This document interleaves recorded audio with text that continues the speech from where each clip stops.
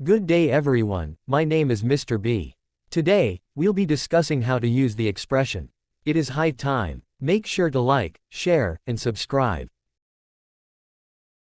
"It is high time" is a phrase used to indicate that something should have been done earlier and therefore must be done now, without a delay. It usually follows the order, "It's high time," followed by a past tense verb, or "It is high time," followed by that, followed by a past tense verb. Examples: 1. It is high time that we left. Or it's high time we left. This means we should have left already and that it's urgent that we leave now. 2. It is high time that you started studying for your exams. Or it is high time you started studying for your exams.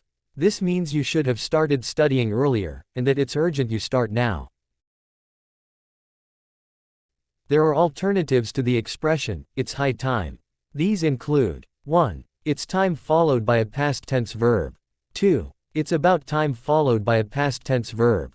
3. It's past time followed by a past tense verb. They all have the same meaning and are used the same way. Thanks for watching. I hope you now have a better understanding of the expression. Remember to like, share, and subscribe.